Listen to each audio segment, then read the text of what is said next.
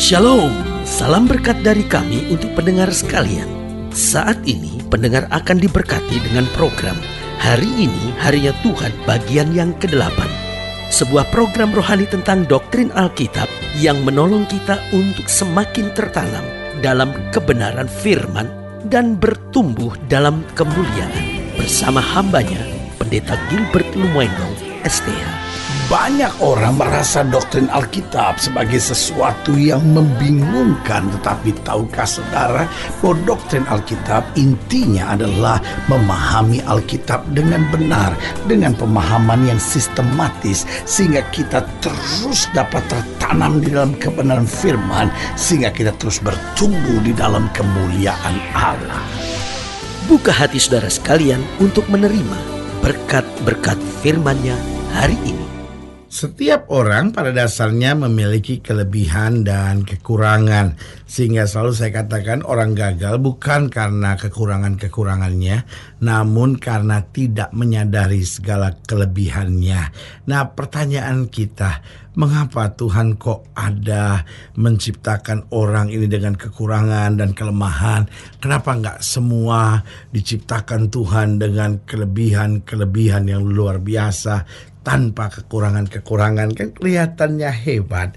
Kenapa harus ada kelebihan dan juga ada kekurangan? Atau ginilah, tidak ada kelebihan, ya biasa-biasa dengan kekurangan-kekurangan saja. Nah, tidak ada kelebihan, ada kekurangan. Orang sejahat apapun, semiskin apapun, pasti ada kelebihannya. Orang sehebat apapun, seterkenal apapun, serohani apapun, sebaik apapun, pasti ada kekurangannya. Jadi masing-masing ada kekurangan dan ada kelebihannya. Ini penting. Nah, kenapa begitu? Saya pelajari, kita ada kelebihan agar dapat jadi berkat bagi orang lain. Dan Tuhan izinkan kita ada kekurangan agar kita belajar menghargai orang lain. Tahukah saudara, ketika kita merasa kita tidak punya kekurangan, ketika yang kita rasa cuma kelebihan-kelebihan yang ada pada kita cenderung susah menghargai orang lain. Karena kita merasa orang lain itu kan butuh saya, orang lain itu kan memang cari saya. Tapi sebagai hamba Allah, saya mau ingatkan, kita ada kelebihan, tapi kita kan juga ada kekurangan. Biarlah kelebihan kita pakai supaya kita dapat menjadi berkat buat orang lain. Bukan justru menindas orang, bukan justru memperlakukan orang seenaknya. Karena kita merasa kita bos, kita merasa kita majikan, kita merasa kita tuan rumah, pembantu itu saya yang gaji, jadi kita bisa seenaknya. Bodoh, saudara-saudara. Kelebihan kita Tuhan berikan agar kita justru bisa menolong, bisa menjadi berkat buat orang lain. Tetapi Tuhan juga taruh kekurangan dalam hidup kita agar kita belajar untuk selalu menghargai orang lain. Yang kedua saya pelajari, kita memang ada kelebihan agar kita dapat selalu bersyukur. Kelebihan-kelebihan kita jangan akhirnya justru menjauhkan kita dari Tuhan. Bodoh kalau itu terjadi. Kenapa? Karena orang yang jauh dari Tuhan adalah orang yang binasa. Orang yang jauh dari Tuhan adalah orang yang sengsara.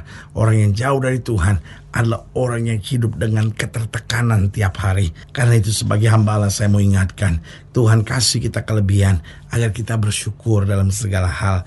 Dan selanjutnya kita juga ada kekurangan agar kita belajar berserah. Tuhan izinkan kekurangan-kekurangan kita supaya apa? Supaya kita berserah. Karena kita mengerti betul tanpa Tuhan kita gak bisa buat apa-apa. Tapi bersama Tuhan kita cakap menanggung segala perkara. Dan yang ketiga, Tuhan juga kasih kita ada kelebihan agar kita dapat selalu berjuang. Karena Tuhan kasih kelebihan, kita gak takut. Kita hadapi tantangan, kita hadapi pergumulan, sehingga kita punya semangat untuk berjuang. Tetapi Tuhan juga berikan kita kekurangan agar kita tidak sombong, agar kita tidak kepala batu, agar kita tidak merasa sayalah yang paling hebat, sayalah yang paling mampu, sayalah yang paling jago. Tetapi akhirnya kita mengerti Tuhan segala-galanya. Di luar Yesus saya tidak bisa berbuat apa-apa, tetapi bersama Yesus saya cakap menanggung segala perkara. Haleluya. Dan yang keempat saya pelajari bahwa kita ada kelebihan agar kita dapat kuat dalam berbagai tantangan. Ada tantangan bagaimanapun, kita tahu kok Tuhan pembela kita. Kita diberikan kelebihan, kita maju saja. Tetapi sebaliknya, Tuhan juga kita kasih kekurangan-kekurangan Agar apa? Agar kita tekun dalam doa. Karena kita mengerti tanpa doa hidup kita susah. Tetapi dengan doa segala pintu dibukakan. Oh, segala tingkap-tingkap langit dicurahkan. Dan setiap yang kita perlukan Tuhan cukupkan tepat pada waktunya. Haleluya. Selamat datang dalam program kita hari ini, harinya Tuhan. Sebuah program rohani yang kembali mengingatkan kepada kita betapa pentingnya kita menjadikan firman Tuhan sebagai dasar keseharian hidup kita. Karena selama kita jadikan firman Tuhan sebagai dasar keseharian hidup kita, langkah-langkah ke depan kita penuh dengan kepastian, kemenangan, berkat, mujizat, dan perkara-perkara besar. Haleluya. Dan secara khusus dalam program ini kita sedang membahas tentang pahlawan sakit kusta. Nah, ini dia. Pahlawan kan dihormati, tetapi orang yang sakit kusta ini kan diremehkan, bahkan dianggap sebagai kutuk. Nah, orang ini pahlawan tapi sakit kusta. Tanpa disadari sebetulnya yang disebut pahlawan sakit kusta seringkali adalah kita. Kita diberkati, kita disertai Tuhan, kita menerima segala berkat, anugerah, dan mujizat Tuhan yang sempurna.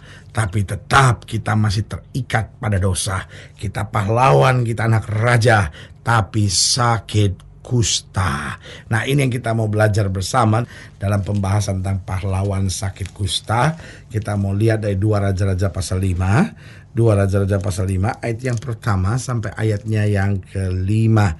2 Raja-Raja pasalnya yang kelima ayat 1 sampai 5 di bawah judul perikop Naaman disembuhkan.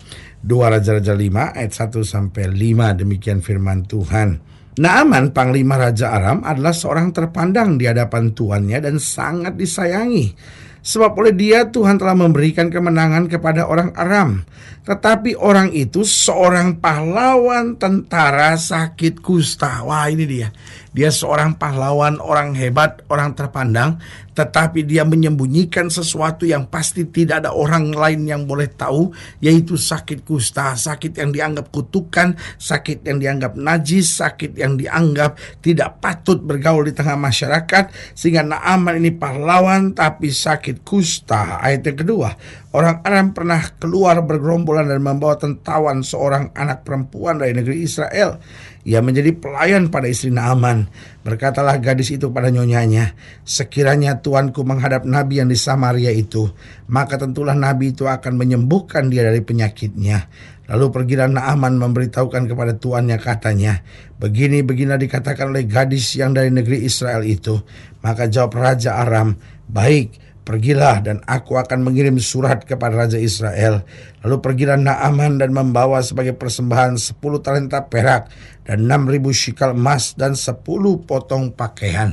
Lihat saudaraku yang kasih dalam Tuhan, Naaman adalah pahlawan yang sakit kusta. Nah, dari sini mengajar kepada kita hal-hal yang penting. Yang pertama, kekurangan tidak boleh menjadi alasan. Jangan sampai karena kekurangan akhirnya kita mundur dari Tuhan. Jangan sampai karena kekurangan kita akhirnya kita nggak mau melayani. Justru di tengah kekurangan kita, mari kita terus melayani. Saya tidak bilang orang berdosa mau tetap hidup dalam dosanya lalu boleh melayani. Tetapi maksud saya orang yang belum sempurna tapi mau terus berjuang untuk menjadi semakin sempurna, dia boleh melayani. Jangan sampai kekurangan kita menjadi alasan sampai berkata, aduh saya masih ada masalah, saya kan ada kekurangan, tunggu deh nanti saya sempurna dulu baru saya melayani. Saudaraku yang kasih dalam Tuhan, tidak pernah ada dalam perintah Tuhan sempurna dulu baru melayani. Karena kalau udah sempurna kita gak perlu melayani. Kalau kita sudah sempurna, kita akan di sorga selama-lamanya bersama dengan Kristus. Jadi ingat, bicara tentang Naaman adalah pahlawan yang sakit kusta, maka yang pertama ini mengajar kepada kita bahwa kekurangan tidak boleh menjadi alasan. Justru kekurangan harus mencambuk kita untuk maju. Justru kekurangan kita menopang kita untuk tetap bersandar pada Tuhan. Yang kedua saya pelajari, kekurangan harus membuat kita sadar. Di tengah kekurangan harus membuat kita sadar bahwa kita harus berjuang lagi. Kita harus memperbaiki lagi. Dan juga kekurangan menyadarkan kita Allah, tentang kasih Allah, tentang anugerahnya, tentang kuasanya, tentang bagaimana kasih setianya yang dahsyat bagi kita yang percaya. Berarti ingat, Naaman adalah pahlawan yang sakit kusta, mengajar kepada kita bahwa kekurangan jangan jadi alasan. Yang kedua, kekurangan harus membuat kita sadar. Kita sadar akan anugerahnya, kita sadar akan kebaikannya, kita sadar akan kasih setianya, dan kita sadar itu tidak main-main dengan dosa. Dan yang ketiga, kekurangan perlu menuntun kita untuk mengenal Tuhan lebih dalam lagi. Itu sebabnya Yesus berkata kepada Paulus, cukup kasih karuniaku, justru dalam kelemahanmu lah kuasaku menjadi sempurna. Karena di tengah kekurangan kita, maka kita belajar untuk terus mengenal Tuhan lebih dalam dan lebih dalam lagi. Dan akhirnya yang keempat saya pelajari, kekurangan bukanlah akhir dari segala-galanya. Jika saudara mendengarkan program ini dan saudara merasa ada kekurangan tertentu dalam hidup saudara, jangan jadikan itu akhir dari segala-galanya. Tetapi ingat, kita masih punya Tuhan. Tuhan sanggup memulihkan segala sesuatunya. Bangkit mulai saat ini. Terima dengan iman lawatan Tuhan. Terima dengan iman kasih karunia-Nya yang dahsyat. Kita berjalan maju dalam berkat-berkat-Nya, dan kita akan melihat campur tangan Tuhan yang luar biasa dalam hidup kita. Haleluya. Nah, saudara yang kasih dalam Tuhan, jika saudara yang dilayani lebih jauh, hubungi kami melalui telepon, hubungi kami melalui surat, kunjungi website kami, karena kami ada untuk membawa Bapak Ibu saudara senantiasa lebih dekat pada Tuhan dan mengalami kasih kuasa mujizat yang luar biasa. Haleluya. Secara khusus melalui program ini juga saya mau berdoa buat setiap saudara yang sakit, setiap saudara yang berbeban berat, karena saya percaya bahwa bagi Allah tidak ada perkara yang mustahil. Nah, saudara yang didoakan secara khusus, boleh taruh tangan kanan saudara di dada, dan kita akan berdoa. Mari kita berdoa. Bapa, dalam nama Yesus, hamba doa buat yang sakit, hamba doa buat yang berbeban berat, hamba doa untuk setiap mereka yang sedang menghadapi masa-masa yang sukar, karena hamba percaya bahwa bagi Allah tidak ada perkara yang mustahil.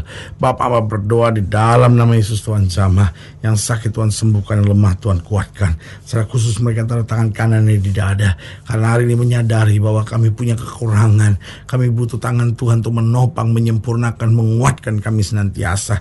Bapa, hamba berdoa dalam nama Yesus, sehingga kekurangan tidak menjadi alasan buat kami untuk mundur, tapi justru membuat kami makin dekat dan makin bersandar melekat pada Tuhan. Di dalam nama Yesus kami berdoa. Haleluya. Amin. Saudara yang kasih dalam Tuhan, kita sudah berdoa. Ingat, Allah tidak pernah lalai menepati janjinya.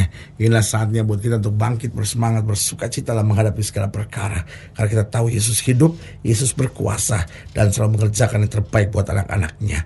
Doa saya menyertai saudara. Sampai berjumpa pada program berikut. Dan jangan lupa, jadikan hari ini harinya Tuhan. Haleluya.